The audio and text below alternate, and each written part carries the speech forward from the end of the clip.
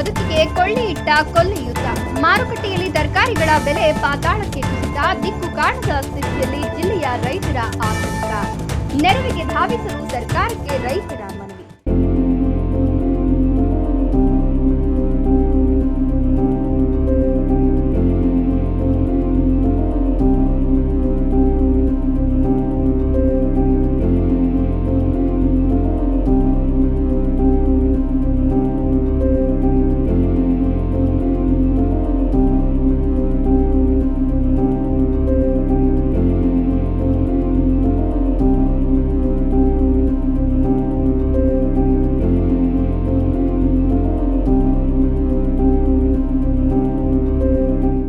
ಮಧ್ಯಪ್ರಾಚ್ಯ ರಾಷ್ಟ್ರಗಳಲ್ಲಿ ನಡೆಯುತ್ತಿರುವ ಯುದ್ಧ ಚಿಕ್ಕಬಳ್ಳಾಪುರ ರೈತರ ಬದುಕನ್ನೇ ಕಸಿದುಕೊಂಡಿದೆ. ಕೃಷಿಯನ್ನೇ ನಂಬಿ ಜೀವನ ಮಾಡ್ತಿದ್ದ ರೈತರ ಬದುಕು ಇದೀಗ ಬೀದಿಗೆ ಬರುವ ಆತಂಕ ಎದುರಾಗಿದ್ದು, ಯಾವುದೇ ತರಕಾರಿಗೆ ಬೆಲೆ ಇಲ್ಲದೆ ರೈತರ ತಲೆ ಮೇಲೆ ಕೈ ಹೊತ್ತು ಕೂರುವಂತಾಗಿದೆ. ಹಾಗಾದ್ರೆ ಯಾವ ತರಕಾರಿಗೆ ಎಷ್ಟು ಬೆಲೆ, ರೈತರ ಸಂಕಷ್ಟ ಏನು ನೋಡೋಣ ಬನ್ನಿ. ವೀಕ್ಷಕರೇ, ಇಲ್ಲಿ ನೋಡಿ, ತಾಜಾ ಬೀಟ್ರೂಟ್ ಕಾಣ್ತಿದೆಯಲ್ಲ, ನೋಡಿದ್ರೇನೆ ಬಾಯಲ್ಲಿ ನೀರೂರಿಸುವಂತಿರುವ ಈ ಬೀಟ್ರೂಟ್ ಬೆಲೆ ಎಷ್ಟು ಗೊತ್ತಾ? ಕೇವಲ 10 ರೂಪಾಯಿ. ಇನ್ನಿಲ್ಲಿ ನೋಡಿ, ಮೂಟೆಗಟ್ಟಲೆ ಇದೆಯಲ್ಲ ಆಲೂಗಡ್ಡೆ, ಇದರ ಬೆಲೆ ಕೇವಲ 8 ರೂಪಾಯಿ. ಇನ್ನು ಕ್ಯಾರೆಟು, ಸೀಮೆ ಬದನೆ, ಹೀರೆಕಾಯಿ ಎಲ್ಲವೂ ಸರಾಸರಿ 10 ರೂಪಾಯಿ ಕೆಜಿ. ಇನ್ನು ಬದನೆಕಾಯಿ ಕೇಳೋರಿಲ್ಲ, ನುಗ್ಗೆಕಾಯಿ ಮಾತ್ರ 20 ರೂಪಾಯಿ ಕೆಜಿ. ಇದು ಇಂದಿನ ಮಾರುಕಟ್ಟೆಯಲ್ಲಿ ತರಕಾರಿಗಳ ಬೆಲೆ. ಇನ್ನು ಇಲ್ಲಿ ರಾಶಿ ಹಾಕಿದ್ದಾರೆ ನೋಡಿ, ಅವರೆಕಾಯಿ. ಈ ಅವರೆಕಾಯಿ ಪ್ರತಿ ಕೆಜಿಗೆ ಕೇವಲ 10 ರೂಪಾಯಿ. ಬೆಂಡೆಕಾಯಿ, ನೌಕೋಲು, ಕಾಲಿಫ್ಲವರ್ ಎಲ್ಲವೂ ಕೇಳೋರೇ ಇಲ್ಲ. ಈ ಪರಿಸ್ಥಿತಿ ಕಂಡ ತರಕಾರಿ ಬೆಳೆದ ರೈತ ದಿಕ್ಕು ಕಾಣದಾಗಿದ್ದಾನೆ.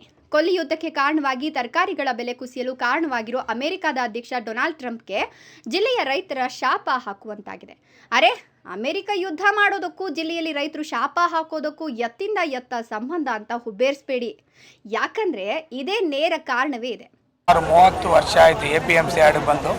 ನಾವು ಸುರೇಶ್ ಅಂತೇಳಿ SVT ಮಂಡಿ ಓನರು. ಇಲ್ಲಿ ತರಕಾರಿ ಬೆಲೆಗಳು ಕುಸಿತ ಆಗಿದೆ ಅಂದರೆ ಅದಕ್ಕೆ ತೀರೋಕ್ಕಾಗಲ್ಲ. ಯಾಕೆ ಅಂದರೆ ಒಂದು ವಡೆ ಬೋಂಡ ತಿನ್ನಬೇಕು ಅಂತ 10 ರೂಪಾಯಿ ಕೊಡಬೇಕು. ಅಂಥ ಟೈಮಲ್ಲಿ ಈ ತರಕಾರಿ ಬೀಟ್ರೋಟ್ ಆಗ್ಬೋದು 10 ರೂಪಾಯಿ, ಕ್ಯಾರೆಟ್ 10 ರೂಪಾಯಿ, ಮುಲ್ಲಂಗಿ 10 ರೂಪಾಯಿ, ನೌಕೋಲ್ 7-8, ಬದನೆಕಾಯಿ 7-8 ರೂಪಾಯಿ, ಸೌತೆಕಾಯಿ ಬಂದು 10 ರೂಪಾಯಿ, ನುಗ್ಗೆಕಾಯಿ ಬಂದು 20 ರೂಪಾಯಿ. ಎಲ್ಲ ತರಕಾರಿಗಳು, ಯಾವ ತರಕಾರಿಗಳಿಗೂ 20 ರೂಪಾಯಿ ಬೆಲೆ ಇಲ್ಲವೇ ಇಲ್ಲ ಅಂಥ ಪರಿಸ್ಥಿತಿ ಈ ಚಿಕ್ಕಬಳ್ಳಾಪುರ, ನಮ್ಮ APMCಯಲ್ಲೆಲ್ಲ ಇಡೀ ರಾಜ್ಯದಲ್ಲಿ ಈ ತರಕಾರಿಗೆ ಈ ಬೆಲೆ ಆಗಿದೆ. ಕಾರಣ ಏನು ಅಂತ ಹೇಳಿದ್ರೆ, ಯುದ್ಧದ ಪರಿಣಾಮ 20% 30% ಹೊಡೆತ ಬಿತ್ತು. ಕಾರಣ ಯಾಕೆ ಅಂದರೆ ಹೋಟ್ಲುಗಳಿಲ್ಲ. ಒಂದನೇದಾಗಿ ಎಲ್ಲಿ ಹೋಟ್ಲುಗಳಿಲ್ಲೋ ಅವಾಗ ವ್ಯಾಪಾರ ಇರಲ್ಲ. ಅದರಿಂದ ಈ ಬೆಲೆ ಕುಸಿತ ಆಗಿದೆ. ಇದರಿಂದ ನಮ್ಮ ರೈತರು ಕಂಗಾಲಾಗ್ಬಿಟ್ಟಿದ್ದಾರೆ. ತಂದಿರತಕ್ಕಂಥ ತರಕಾರಿ ಮಾರಾಕ ನೋಡಿ, ಎಲ್ಲ ಅಂದರೆ ಕ್ಯಾಪ್ಸಿಕಮ್ ಬಂದು 20 ರೂಪಾಯಿ, ಬಜ್ಜಿ ಮೆಣಸಿನ್ಕಾಯಿ ಬಂದು 10 ರೂಪಾಯಿ. ಈ ಥರ ಆಗಿಬಿಟ್ರೆ ಏನು ನಾವು ರೈತರು? ಆಲೂಗಡ್ಡೆ ವರ್ಷದ್ದಕ್ಕೂ ನಂಬ್ಕೊಂಡಿರತಕ್ಕಂಥ ರೈತನು ಬೆಳೆ ಅದು. ಆಲೂಗಡ್ಡೆ 8 ರೂಪಾಯಿ 10 ರೂಪಾಯಿ ಆಲೂಗಡ್ಡೆ ಅಂತೇಳಂದರೆ ನಮಗೆ ವ್ಯಾಪಾರ ಹೇಳೋದಕ್ಕೆ ನಾಚಿಕೆ ಆಗ್ತೈತೆ ನಾವು ಓನರ್ ಆಗಿ. ಯಾಕೆ ಅಂತೇಳಂದರೆ ಒಂದು ಚೀಲ ಆಲೂಗಡ್ಡೆ ಬೆಳೆಯೋಕ್ಕೆ ಕನಿಷ್ಠ 25ರಿಂದ 30 ರೂಪಾಯಿ ಖರ್ಚು ಬೀಳ್ತೈತೆ ಅಂತ 10 ರೂಪಾಯಿಗೆ ಸೇಲ್ಸ್ ಆಗ್ತಾಯಿಲ್ಲ. ಅದರಿಂದ ನಾನು ಸರ್ಕಾರನ ಮನವಿ ಮಾಡ್ತೀನಿ. ಇನ್ನೊಂದು ಸಾರಿ ಮೊನ್ನೆನೂ ಮನವಿ ಮಾಡಿದ್ದೀನಿ, ಇವತ್ತು ಮನವಿ ಮಾಡ್ತೀನಿ. ಯಾವುದೇ ರೈತನಾಗ್ಬೋದು, ಯಾವಾಗ ಬೆಳೆ ಬೆಳೀತಾರೋ ಅಂಥ ಟೈಮಲ್ಲಿ ಯಾವ ರೈತನಿಗೆ ಬೆಲೆ ಸಿಕ್ಕಿರಲ್ಲೋ ಅಂಥ ರೈತನಿಗೆ ಗುರ್ಸ್ಬಿಟ್ಟು ನಮ್ಮ ಗ್ರಾಮ ಪಂಚಾಯತಿಯಿಂದ ಹಿಡಿದು ಜಿಲ್ಲಾ ಪಂಚಾಯತಿಯಿಂದ ಹಿಡಿದು ಗುರ್ಸ್ಬಿಟ್ಟು ಅವ್ರಿಗೆ ಪರಿಹಾರ ಕೊಟ್ಟರೆ ನಮ್ಮ ರೈತರು ಚೆನ್ನಾಗಿರ್ತಾರೆ. ರೈತರು ಚೆನ್ನಾಗಿದ್ರೆ ದೇಶ ಚೆನ್ನಾಗಿರ್ತೈತೆ ಅಂತೇಳಿ ನಾನು ಈ ಸಮಯದಲ್ಲಿ ಹೇಳ್ತೀನಿ. ನೋವು ಅಂತೇಳಂದರೆ ನಾವು ಅವ್ರಿಗೆ ಮಾರಾಟ ಮಾಡಿಬಿಟ್ಟು ಪಟ್ಟಿ ಕೊಡಬೇಕಾದ್ರೆ ಅವ್ರ ಮುಖದಲ್ಲಿ ನೋವು ಅನ್ನೋದನ್ನ ಹೇಳಕ್ತಿರೋದು. ಯಾಕೆ ಅಂದರೆ ಬೇಸಾಯ, ಗೊಬ್ಬರಗಳು, ಕೂಲಿ ಇದೆಲ್ಲ ಬಾಡಿಗೆ ದುಡ್ಡಿಗೂ ಅವ್ನು ಟಿಫನ್ ದುಡ್ಡಿಗೆ ಬಂದರೆ ಅವನು ಏನು ಮಾಡ್ತಾನೆ ಅಂಥ ಪರಿಸ್ಥಿತಿ ಬಂದಿದೆ ನಮ್ಮ ರೈತರಿಗೆ. ಹಾಗಾಗಿ ರೈತರು ಇಂದು ಅಳಲನ್ನ ತೋಡಿಕೊಳ್ಳುವಂತಾಗಿದೆ. ಮಧ್ಯಪ್ರಾಚ್ಯದಲ್ಲಿ ಯುದ್ಧ ಆರಂಭ ಆಯ್ತಲ್ಲ, ಇದರಿಂದ ಹಾರ್ಮುಜ್ ಜಲಸಂಧಿಯನ್ನ ಇರಾನ್ ಬಂದ್ ಮಾಡಿತು.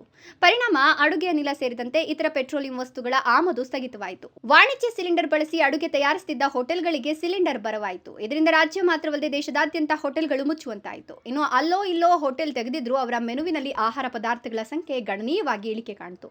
ಇದು ನೇರವಾಗಿ ರೈತರ ಮೇಲೆ ಪರಿಣಾಮ ಬೀರುವಂತಾಯಿತು. ಹೌದು, ಹೋಟೆಲ್ಗಳು ಆಹಾರ ಪದಾರ್ಥಗಳ ಸಂಖ್ಯೆ ಕಡಿಮೆ ಮಾಡಿದ್ದು, ಹೋಟೆಲ್ಗಳನ್ನೇ ಮುಚ್ಚಿದ ಪರಿಣಾಮ ಚಿಕ್ಕಬಳ್ಳಾಪುರ ಜಿಲ್ಲೆಯ ರೈತರು ಬೆಳೆದ ತರಕಾರಿ ಕೇಳೋರೇ ಇಲ್ಲವಾಗಿದ್ದಾರೆ. ಹಾಗಾಗಿಯೇ ಯಾವುದೇ ತರಕಾರಿ ನೋಡಿದ್ರೂ 10 ರೂಪಾಯಿಗೆ ಕೇಳೋರು ಇಲ್ಲವಾಗಿದ್ದಾರೆ.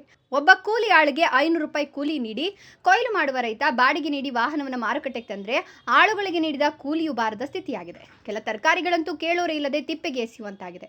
ಇದರಿಂದ ಲಕ್ಷಾಂತರ ರೂಪಾಯಿ ವೆಚ್ಚ ಮಾಡಿ ಬೆಳೆದಿದ್ದ ಬೆಳೆಗಳನ್ನು ನೋಡಿ ರೈತ ಕಣ್ಣೀರಿಡುವಂತಾಗಿದೆ. ರೈತರ ಈ ಸ್ಥಿತಿಯನ್ನು ಕಂಡು ಸರ್ಕಾರ ಕೂಡಲೇ ನೆರವಿಗೆ ಧಾವಿಸುವಂತೆ ರೈತರು ಮನವಿ ಮಾಡಿದ್ದಾರೆ. ತರಕಾರಿ ಬೆಳೆದು ನಷ್ಟ ಹೊಂದಿದ ರೈತರಿಗೆ ಪರಿಹಾರ, ಸಾಲ ಮನ್ನಾ ಸೇರಿದಂತೆ ಇತರ ಅನುಕೂಲಗಳನ್ನು ಮಾಡುವಂತೆ ಸರ್ಕಾರವನ್ನು ರೈತರು ಒತ್ತಾಯಿಸಿದ್ದಾರೆ. ಆದರೆ ಉಪಚುನಾವಣೆ ಗುಂಗಿನಲ್ಲಿರುವ ಸರ್ಕಾರಕ್ಕೆ ಇದು ಮುಟ್ಲಿದೆಯಾ ಗೊತ್ತಿಲ್ಲ. ಕಾದ್ ನೋಡೋಣ. ಜಂಗಾಲಹಳ್ಳಿ ಅಶ್ವಥ್, ಪವನ್ ನ್ಯೂಸ್ 1 ಚಿಕ್ಕಬಳ್ಳಾಪುರ.